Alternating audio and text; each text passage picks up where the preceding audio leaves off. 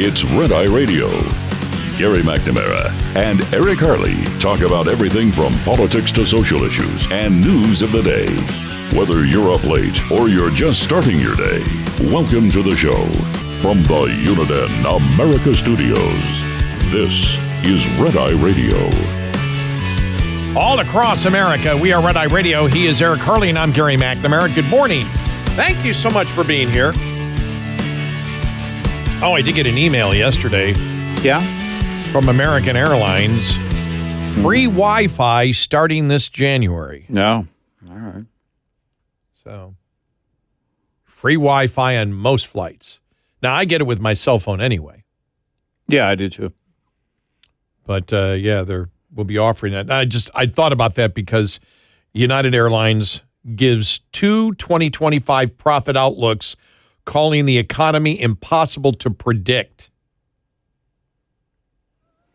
I think right now I think it is.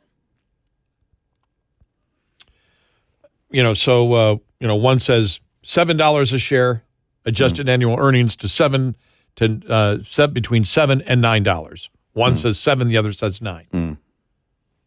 Sure. Now they're going to be cutting back routes.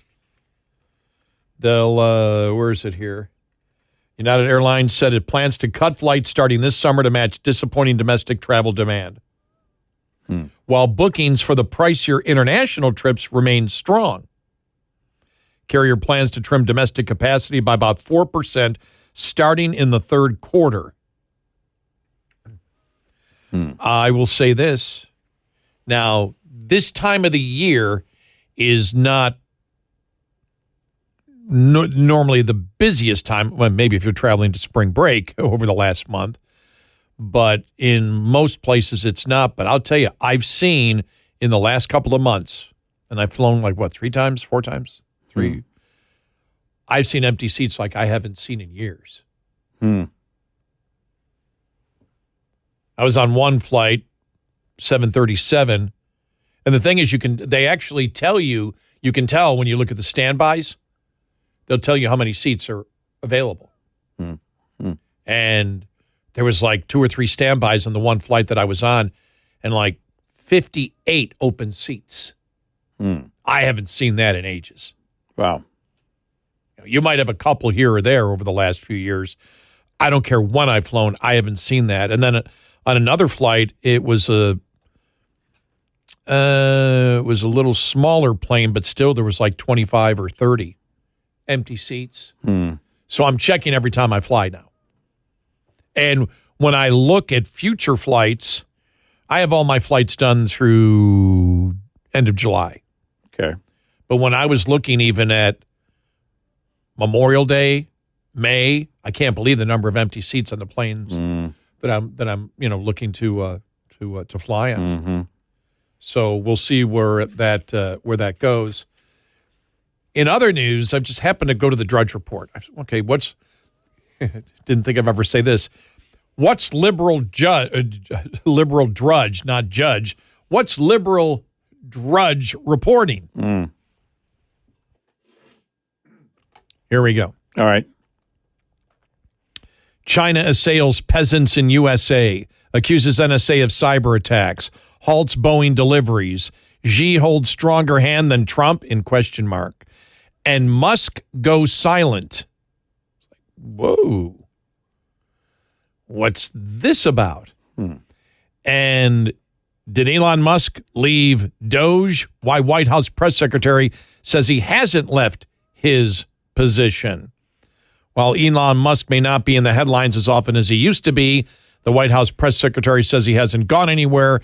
Recent reports say President Trump told members of his inner cabinet that Musk would be stepping back from his role with DOGE in the coming weeks. Caroline Leavitt, the White House press secretary, responded on X that wasn't true. As of April 15th, there has been no announcement of Musk stepping down from his position. On Friday, April 11th, Musk announced that DOGE would lower its projected savings estimate for fiscal year 2026 from $1 trillion to $150 billion. As recently as a March 27th interview on Fox News, Musk said he was on pace to eliminate $1 trillion in federal spending by the end of May, and that was for 2026. Mm-hmm. And we now know that's not the case. In an next response, Levitt said Elon Musk and President Trump have both publicly stated that Elon will depart from public service as a special government employee when his incredible work at DOGE is complete. President Trump told reporters late last month, while he's pleased with Musk, he would eventually return to running Tesla and SpaceX. I think he's been amazing, but I also think he's got a big company to run, and at some point he's going to go back. He wants to go back. But obviously, when you look at the March 27th,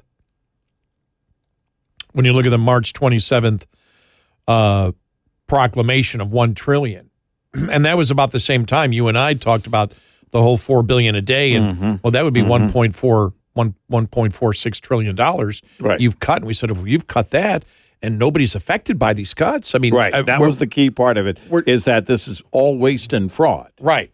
Now, people may be losing their jobs, but the taxpayer is, the taxpayer or anybody who's receiving benefits yes, aren't being affected by it. Right. And all of a sudden, last weekend or last Friday, it went to, okay, it's going to be $150 billion. Mm-hmm. And you and I went, whoa. Yeah. What happened? And because of everything going on, it hasn't been a huge story. I saw the New York Times pick up on it. Well, it's only 15% of what they've been promising. Now, remember, it was originally $2 trillion, then it went to $1 trillion. And now it's $150 billion. And now we're asking the question, as I think all conservatives should ask, is there going to be any cuts in next year's budget at all? Right. Or is increased spending going to take care of it? And it's why, this is why the White House is throwing out the trial balloon on whether the Republicans should increase taxes on the rich. Yeah, it makes me wonder, do they believe they've got enough of the populist view on this whole raising the high-end tax rate to 40? Again, a reminder, it was Trump and the GOP that dropped it from 39.6, where it was before, to 37, where it is now. And it would go to 40, if this floated idea is to become actual policy. Do they think, are there internals or any polls that show them they've got enough political support on doing that, even within their own party? Outside of, a handful of us conservatives, they have enough. Because the question would be, you brought this up last hour, and I was wondering this too. But it really is the game, and that is the numbers game in the House. Can you get enough Democrats to vote for that, taking it to 40% on the high end, to overcome any losses you would get from any GOPers who would fall out? And then what with those GOPers who don't go along with your plan? Chip Roy and all of those, if they don't want to do that, because now you've got a rift within your own party. But do you just let the sleeping dog lie? You get it done because of a handful of Democrats that come on board for it. I don't know who those Democrats would be. This is just a wild kind of, throwing it at the wall to find out, because I'm curious what the administration is thinking. Is there something that tells them that they could actually get that done, 40% on the high end? That there are enough populists in the rank and file, even within the party, to allow that to happen? Let me ask you this. Do they want DOGE to go away? And I asked that question in the fact that they didn't, as of right now for 2026, because I'm reading here, the story says, what happens to the $5,000 DOGE checks if Musk leaves? If Elon Musk departs from his role of overseeing DOGE, it will likely not impact whether Americans receive the proposed $5,000 stimulus checks. Musk said the DOGE payments are up to President Trump and Congress to decide. It's something up to Congress and maybe the president to, as to whether specific checks are cut or not. Musk said at a rally as recently as March 30th. According to the U.S. Department of Government Efficiency website, the agency has saved $155 billion as of April 14th, which is the amount that they have talked about. But do they understand that they're not going to be able to give away? They can't give away $5,000 stimulus checks to 100 million. How many taxpayers we have? Right. 100 million taxpayers. Right. That's not going to happen. No. Because the whole point of DOGE is that we're cutting. Well, if there's no cuts in the budget for 2026, because any savings are eaten up by something else and we're spending a lot more, do you want to be publicizing DOGE and how much it's saving people if you know you can't do it in the budget and you can't do it in the reconciliation bill? It's impossible. So do you want to keep promoting DOGE and how much you're cutting and $2 trillion and $2 trillion, $1 trillion, $5,000 checks for everybody when you know that's not going to happen and you know you're not going to be able to cut either on the budget, which was really the whole purpose of DOGE, was to cut spending. And so if you're not going to cut spending, because the American public, and this is what we told everybody, waste and foreign aid is not going to come to $2 trillion. When we said it, we were criticized by people that listened to us. And we said, sorry, you're not going to be able to do it. The numbers aren't there. You cannot be, and this was in reference, we said this years ago, in reference to people believing if you just cut waste and foreign aid, we can balance the budget. Foreign aid's one of the first things that pops up when you talk about we don't need to be doing this and that and everything else. Cut all the foreign aid. Well, yep, it's not going to get you there. Not even close. And no, we didn't. We didn't become liberals in saying that. We just understand math and where the budget goes. Right. And so we're strictly speaking money truth.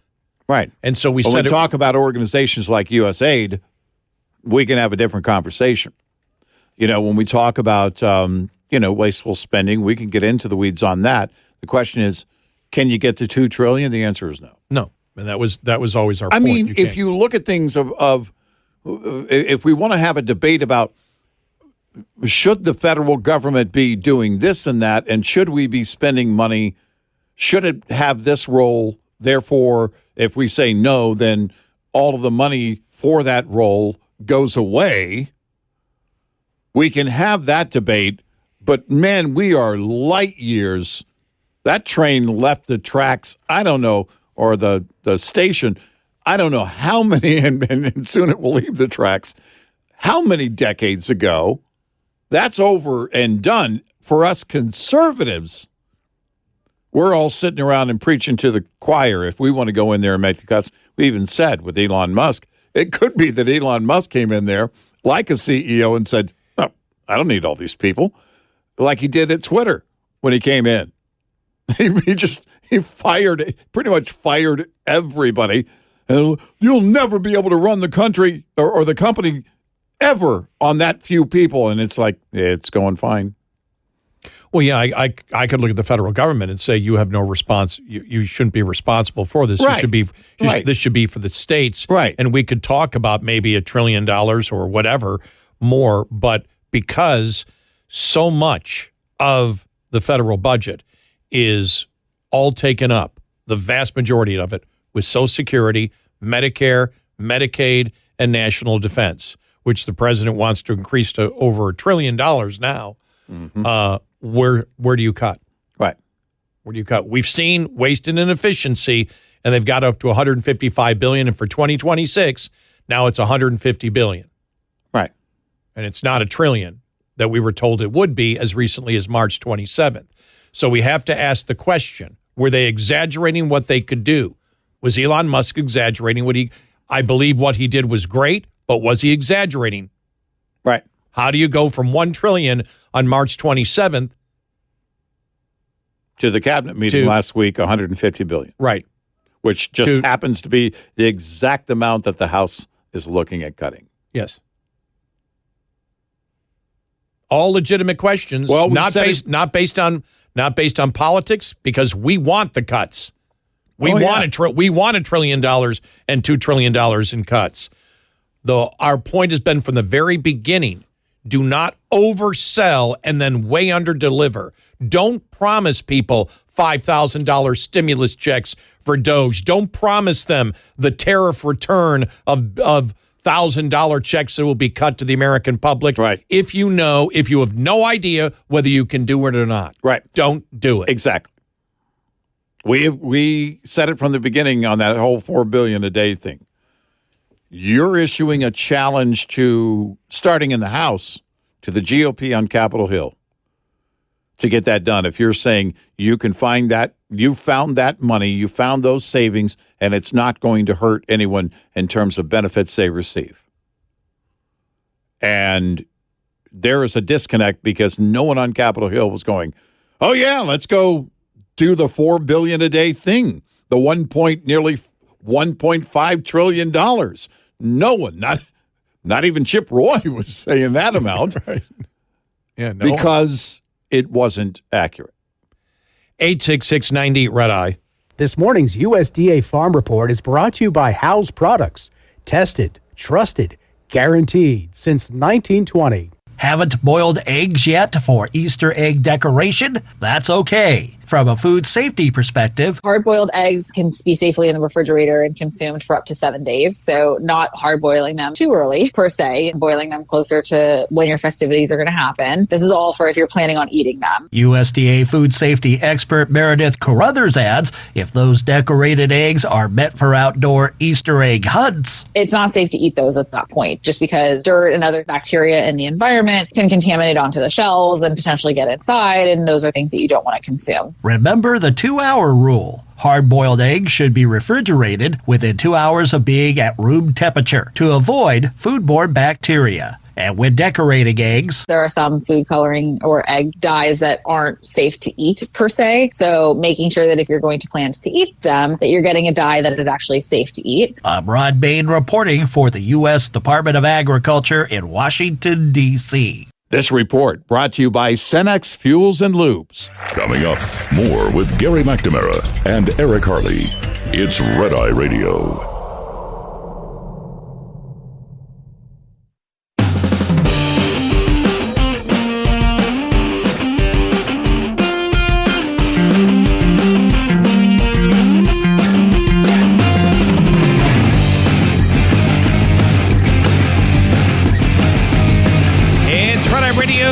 He is Eric Harley, and I'm Gary McNamara. Welcome and good morning. Coming up following the bottom of the hour, Serpent, James Carville suggests a split with the left over pronoun politics. All right. Well, by the way, it's just not the pronouns. It's the fact that they believe, they tell us they believe. I don't know if they really believe us, but they tell us that they believe that a man can be a woman because a man says he is. Yeah. And we're like, okay, really now? Is that true? Is that what you believe? Yeah. So we'll get to that story. Plus, the White House targets state climate laws. This is really going to be interesting to see where this goes. It really is. Plus, what a weird story this was. Pentagon Deputy Chief of Staff is second Pete Hegseth advisor removed amid a Department of Defense leak probe. Who hired these people? Yeah, that's what I want to know. That was my point. Did he hire them? Right.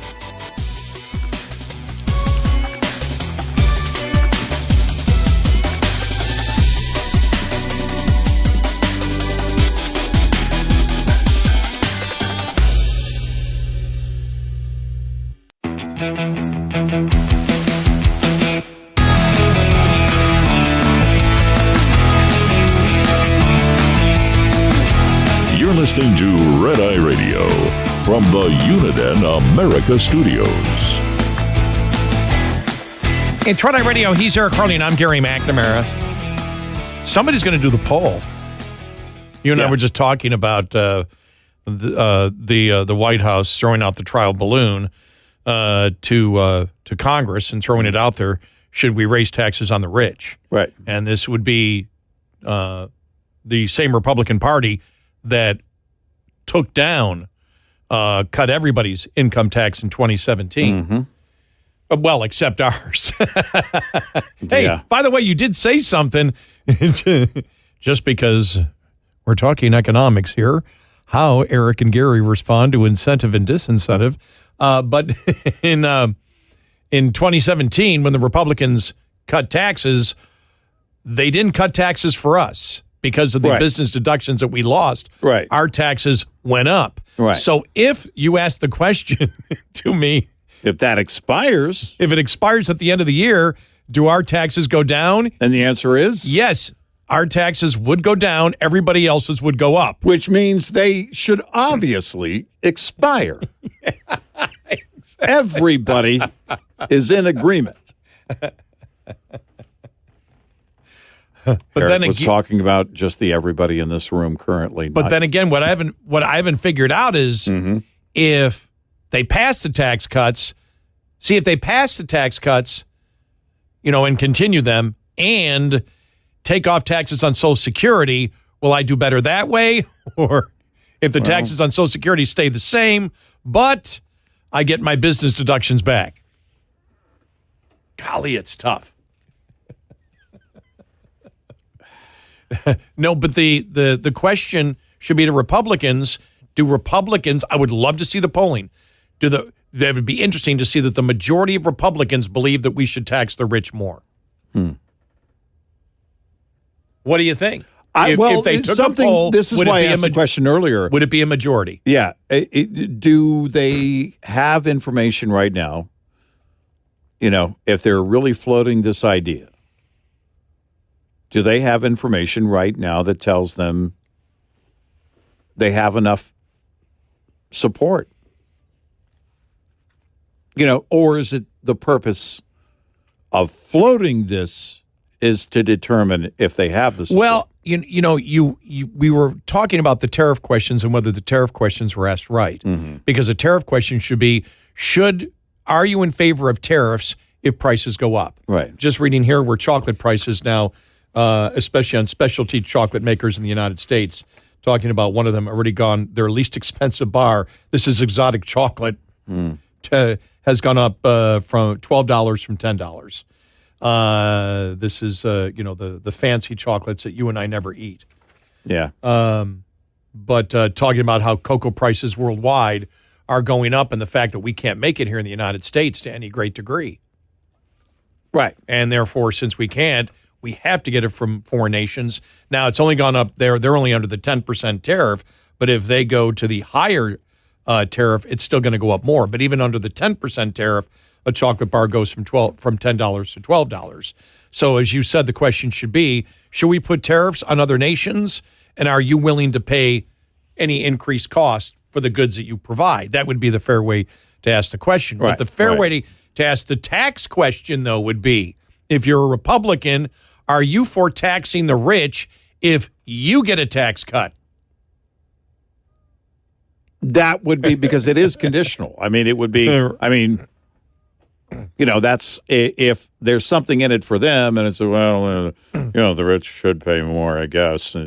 Well, I guess to frame it completely correct, it would be, are you in favor of a tax cut are you in favor of taxing the rich, whatever the level would be? Just say, are you in favor of taxing the rich in order to provide no taxes on tips, no taxes on overtime, and no taxes on Social Security? That would be the correct way to answer it. Yeah. Or to ask it, not answer it, to ask the question. Right. I bet you it would be a majority of Republicans. I'm afraid because of I think you're right on that. I think the same thing. I'm afraid to say I believe it would be a plurality or a majority of Republicans, now with the populist movement that exists inside the Republican Party, that if you just say, should we raise taxes on the rich, that might be a yes. Now, the reason I don't want to raise taxes on anyone, and the reasons I don't want to raise taxes on the rich, is not because I am in that classification. It's simply because I believe that, because I know it's fact, that the rich have the vast majority of the money that they have invested in stock in the United States. Mm-hmm. That's the vast majority of the money. That means it's invested in companies to make a profit, to put people to work. And I believe that money, whether the rich have it or the middle class have it,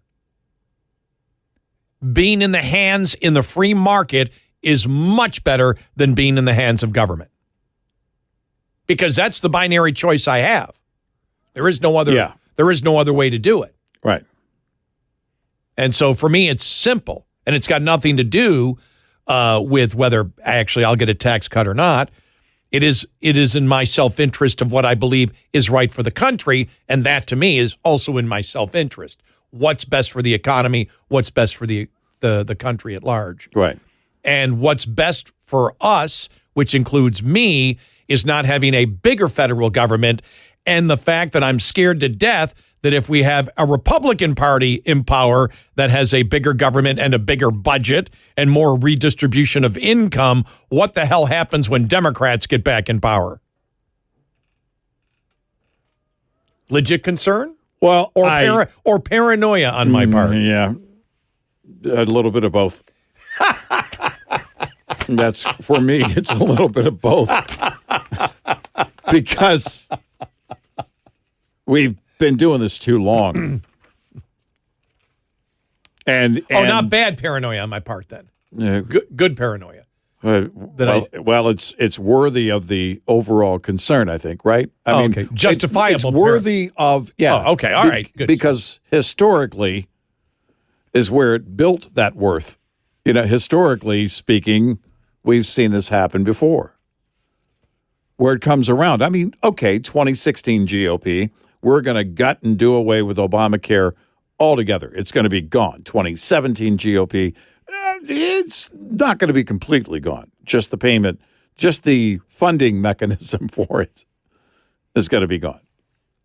And it is then the reality of the settling in of, all right, well, but we need this. Yeah, well, we didn't get, and we hear the excuse making. Well, we didn't get everything, but we got some things. In other words, I got a tax cut for me. My rich neighbor can pay more. Whatever it is. And, it is because the problem is the sentiment carries through then to go along with, because if you apply that, then why wouldn't you apply it to, I know Trump has actually gone the opposite direction with capital gains tax.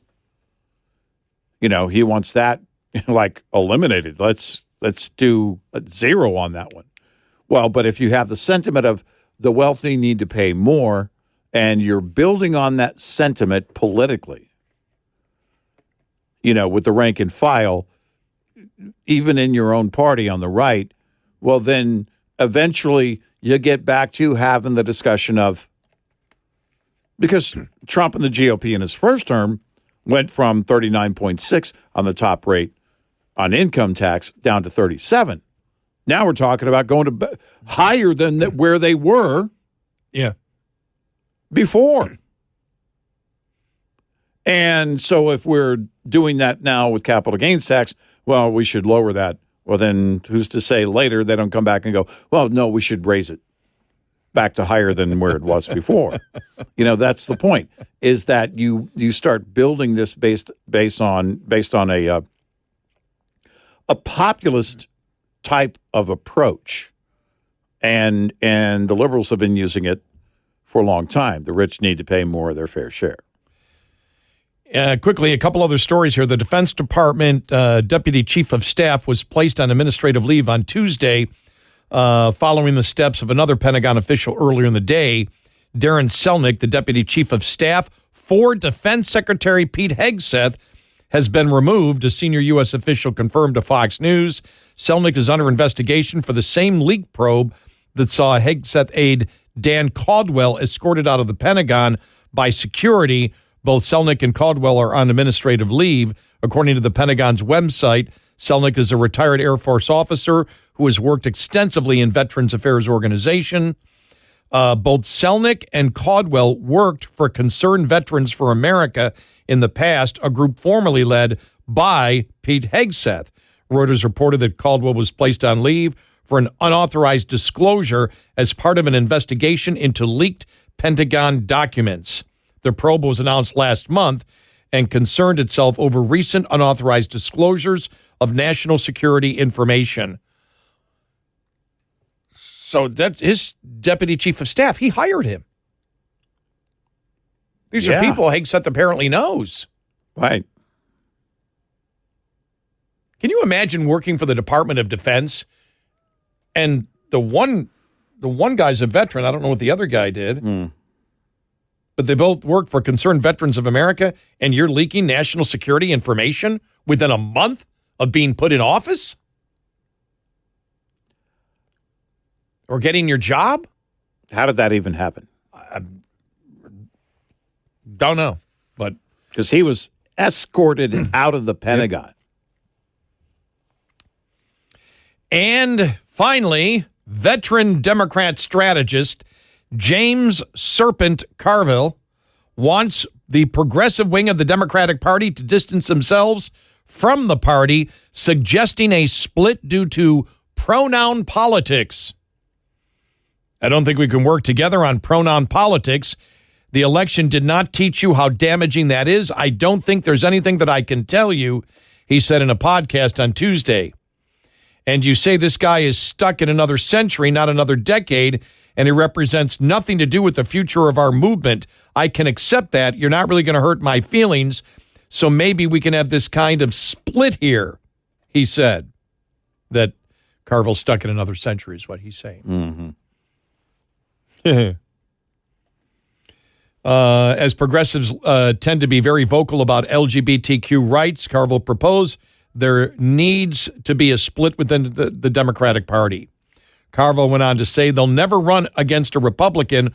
All they do is run against other Democrats. I don't quite understand why you're so anxious to have the word Democrat in the description of what you do, but maybe we can have a split here. You go your way, we go our way. After the election, we come together and see how much common ground we can find. Wow. Carville's comments came after last week after he said the Democratic Party needs to distance themselves from identity politics because their first priority should be to win elections. Well, actually, your first priority should be not to be a racist and not to have that be the official policy of mainstream Democrats to judge people by the groups that you decide to put them in and not as individuals. Maybe that's a problem, racism. Maybe misogyny is a problem. Maybe hate is a problem that you need to deal with. Yeah. Because that's where identity politics has led to with them. Rage and hate. Yeah, right. 866-90-RED-EYE. Lines open for your calls. 866-90-RED-EYE on Red Eye Radio.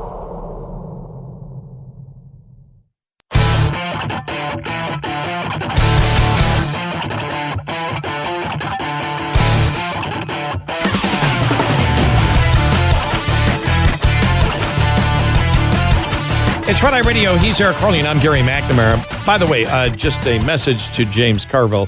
The Democratic Party isn't going to split. And you see the rallies and the money AOC is now raising that. And where's my congressperson? Where has she been? Where's Jasmine Crockett? Do they tell her, look, you need to shut up? I'm AOC. I'm AOC, and I'm Bernie Sanders, and we are the leaders of this party. You need to sit down and shut up. You haven't been here long enough. Maybe she got the call from Nancy. But I've seen all over the place. Look on social media with the crowds are drawing, the new leaders of the Democratic Party, AOC right. and Bernie Sanders. Right. It's like, wow. Right. from 28. Remember when I said it in 2018? I said, Eric, they have to reverse course. They can't continue to go left. And what are they doing now? Well, even with Carville saying, we got to split. We got to split. Right. No, you don't. It's not going to happen. Everybody sees the problem in the Democratic Party and just they keep going further left and further left and further left. And now AOC and Bernie Sanders are the leader of the party. Yeah. They and Jasmine Crockett got pushed out, at least temporarily. Is that your dream ticket in 2028? Bernie and AOC? No, it'd be AOC and Bernie. Would it? Maybe not. I think Bernie would concede and take the back seat. He'd do the Veep thing. Right? I don't know. I don't know. We'll see.